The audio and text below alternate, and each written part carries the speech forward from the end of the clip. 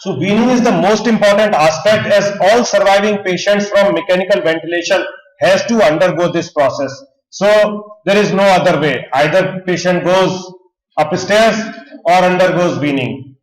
Weaning process is the place where you can save most ventilator time for your patient. So if you are doing weaning diligently, you can save ventilator days for your patient. Weaning is always not equal to progressive withdrawal. Weaning is a process of liberating patients from ventilator, and it begins as soon as patient is intubated by tailoring the setting to the needs of patient. So as a standard, whenever you intubate patient, you keep FiO2 of 100, and then as per his saturation, you start bringing down FiO2. This is what is the first step of weaning only. The transition process from total ventilatory support to spontaneous breathing is also known as weaning.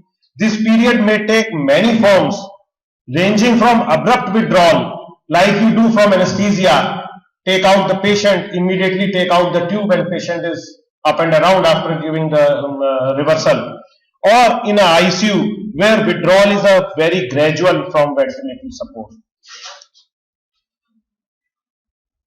What is the problem with weaning? Why weaning is so sought after thing? We did not identify early enough that patients in fact ready to be separated from ventilator. What happened? Somebody started sedation. Nobody cared to stop it. And everybody feels patient is not right for weaning. That's how we do. We many times forget to give sedation holiday in the morning every 24 hours. Just letting the weaning based on the feeling that patient is improving is not enough, because here it could be a possibility of error. This was the paper published in New England Journal of Medicine way back in 1996, where they have done the weaning with a set protocol, and they identifying patients capable of breathing spontaneously, and duration of mechanical ventilation was the name of this study. So they identified the patients capable of breathing spontaneously and their duration of mechanical study. So what they did daily screening of respiratory functions, PaO2 FiO2 ratio, PEEP, etiquette, cough. What is this frequency? Yeah, rapid shallow breathing index, no vasopressor or sedation. A 2-hour trial of spontaneous breathing was done, and this whole study was done by a respiratory therapist. So once they feel that patient is ready for weaning, then they used to notify the physicians.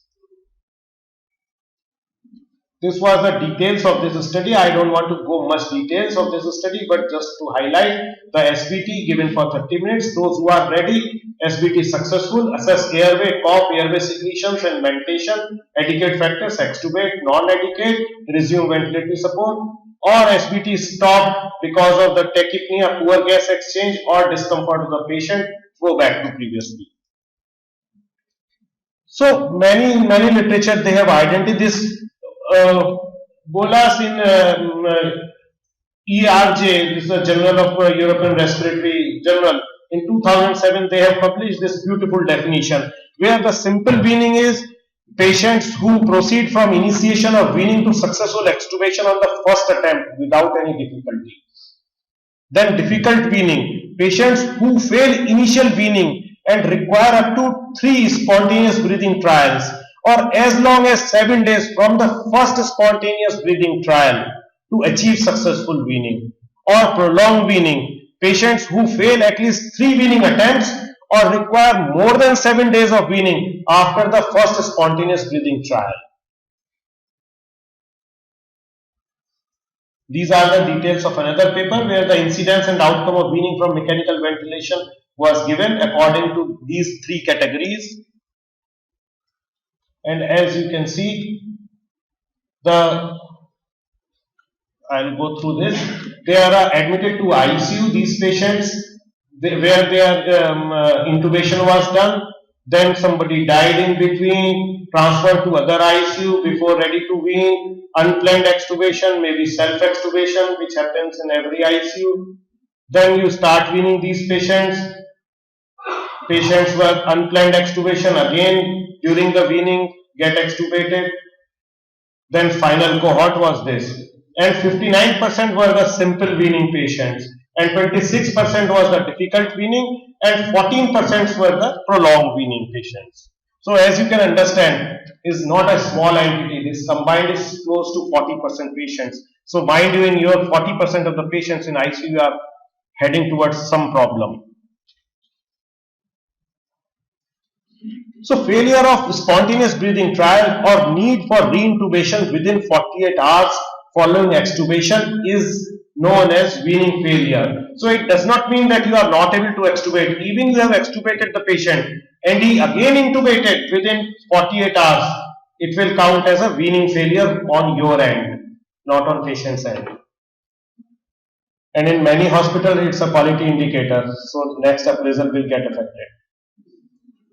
Failure of spontaneous breathing trial is defined by objective indices of failure such as tachypnea, tachycardia, hypertension, hypotension, hypoxemia, acidosis, arrhythmia. Subjective indices such as agitation, distress, depressed mental status, diaphoresis, and evidence of increasing effort. So all these amount to. And failure of extubation is associated with high mortality. This is the mechanism of difficult weaning. Weaning possible but unidentified. Patient might be having some fluid overload, that's why he failed during the weaning. Respiratory muscle weakness was present, which could be a cause of difficult weaning, and severe underlying lung or cardiac disease can cause difficult weaning. These are the detailed risk factors. Failure of 2 or more consecutive spontaneous breathing trial could be, these are the risk factors: chronic heart failure, partial pressure of arterial carbon dioxide more than 45 after first extubation, more than one coexisting condition after heart failure other than heart failure, weak cough, upper airway stridor or at extubation, age more than 65, Apache 2 more than 12 on day of extubation, patient in medical, pediatric or multi-specialty ICU. So surgical ICU is left it. And then pneumonia as a cause of respiratory failure. Why patients are unable to sustain spontaneous breathing? We have to understand the concept of load exceeding capacity to breathe. Like load on respiratory system and the capacity of respiratory system. Unless they match, there will be a problem. So as you can see here, if the capacity is good, then there is a success. If the workload is high and capacity is low, then there will be a failure. These are the factors which can cause tilt the table towards the bad side: lung disease, cardiovascular dysfunction, chest wall disease, and these are the respiratory capacity, muscle weakness, diminished respiratory drive, and impaired neuromuscular function. So they all cause problem in the weaning phase. If there is an increase in the elastic load, intrinsic PEEP, pneumonia, pulmonary edema, atelectasis, pneumothorax, pleural effusion, abdominal distension, they all cause increase in the elastic load. These cause increase in the resistive load like secretions, bronchoconstriction, endotracheal tube related problems. These are the increase in the ventilatory demand by the increase of the VDVT and increased production of the CO2, decrease in the pH, anxiety and pain. So they all causes the increase in the ventilatory demand. So they all increase the load. These factors, they decrease the ventilatory drive, magnesium, low magnesium, calcium, phosphorus, phosphate and potassium, steroid, use of steroid, malnutrition, sepsis, different medications which are being used for sepsis like steroids, like neuromuscular blocking agents, hypothyroidism, phrenic nerve injury, CIP and myopathy. The CIP is critical illness polyneuropathy. So they decrease the ventilatory drive, again causes the reduce in the capacity. Neuromuscular capacity, oversedation, metabolic alkalosis, CNS processes, obesity, hypoventilation syndrome, they all cause decrease in the neuromuscular capacity, and cardiac disease and psychological diseases, they also cause the problem. So we have to assess every patient for readiness for ventilatory weaning. It should be a checklist type of thing. So some resolution of acute disease process has taken place or not. Clinician believes weaning is possible or not. Once you decide this, then you look at the oxygenation, PaO2 more than 60, on FiO2 less than 40, P5 or less, PaO2, FiO2 more than 200. In ventilation, you have to see the PaCO2 less than 50 within 8 of the baseline or within 8 of the baseline. So if patient is having hypercarbic type 2 respiratory failure, he may not settle down with this but should be within 8 of his baseline. Then respiratory rate less than 30, minute ventilation less than 10 liter to maintain PaCO2 in normal range. Neuropsychiatric patient should be awake, alert and cooperative. His upper airway, the amount of secretion should be less, able to cough. You can check with the leak test by putting some leak in the endotracheal tube whether this patient is able to tolerate that. Then you have to look for the function of other organs, optimize cardiovascular function, arrhythmias, correct fluid overload, correct myocardial contractility, correct body temperature, because you know in 1 degree increase in body temperature increases CO2 production and oxygen consumption by 5%. Normal electrolyte, potassium, magnesium, phosphate and calcium. Nutritional status, under and overfeeding both are problematic. Optimize renal, acid-base, liver and GI functions. These are the predictors for weaning outcome. Evaluation of ventilatory drive, it's a P.1. P.1 should be how much? Anybody is using P.1? No. Majority of the ventilators are having this facility. Have you ever checked? Yeah. So it should be this much. Okay. What is this? How you calculate this?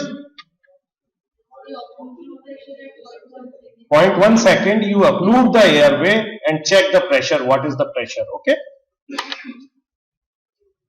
Then vital capacity more than 10 ml per kg. Maximal inspiratory pressure minus 30. Ventilatory performance, minute ventilation less than 10. Maximal voluntary ventilation more than 3 times of axial tidal volume. Rapid shallow breathing index around 100. Respiratory rate less than 30. Coming to rapid shallow breathing index, it was described by Yang and Tobin, published in NEJM 91. It is determined during the first minute immediately after disconnection from ventilatory support, while patients are still intubated and breathing spontaneously on room air. So there are two things. One is breathing at the room air, and another thing is first minute immediately after disconnection from ventilatory support. A threshold value of 105 breath per minute per liter for RSBI can best discriminate between successful and failure weaning outcome. This is the study where they have shown the accuracy. You can see the accuracy is 95%, wean attempts unsuccessful. If it is more than this, if it is less than this, 80% are successful. It is one of the most predictive bedside parameter.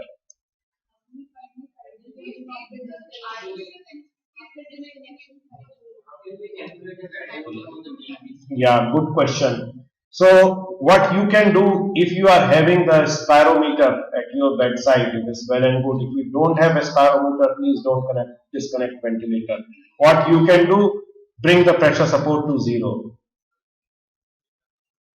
Okay, get it? Yep.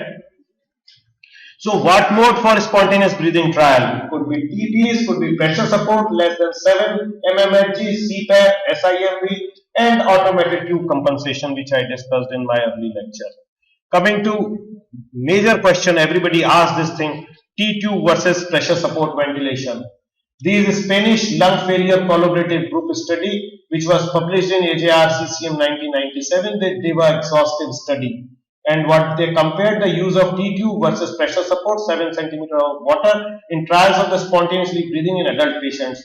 Although more patients in the T-tube group failed the trial, 22%, 14%, there was no difference in the percentage of the patients who remained extubated after 48 hours. So after 48 hours, both the group percentage was almost same. But again, if you see comparing PSV, T-tube and SIMV, I feel that PSV is still little better. Probability of remaining on mechanical ventilation. So if you can see 4-5 days, there's not a much difference, but as the days goes on, as the patient becomes chronic, the difference is there. How to give spontaneous breathing trial? It could be 30 minutes to 90 minutes once daily. Number of studies have demonstrated equivalent results between multiple daily tests and once daily test. Following each spontaneous breathing trial, evaluate for possible extubation. Look for the BP, respiratory rate, heart, ABG, and level of sedation must be checked. Period of the rest between trials should be given, and in the night, if staff is not adequate, then please don't try to wean them. Give rest. Again, different trials are there which says 30 minutes are enough. Multi-center trial, I don't want to go into much details. So do not wean any patient to exhaustion. Coming to criteria, those patients who are not tolerating spontaneous breathing trial, where PO2 FiO2 ratio is less than 150, PaCO2 more than 10, or pH change is more than plus 0.1, respiratory rate more than 35, heart rate more than 140, or increase in the 20%, systolic BP less than 90 or more than 160, or change more than 20. Subjective criteria could be sign of increased work of breathing. You can see the accessory muscles and paradox, thoracoabdominal paradox and all those stuff. Other signs of distress like diaphoresis, agitation, trying to run out of the bed, taking out everything, pulling out things.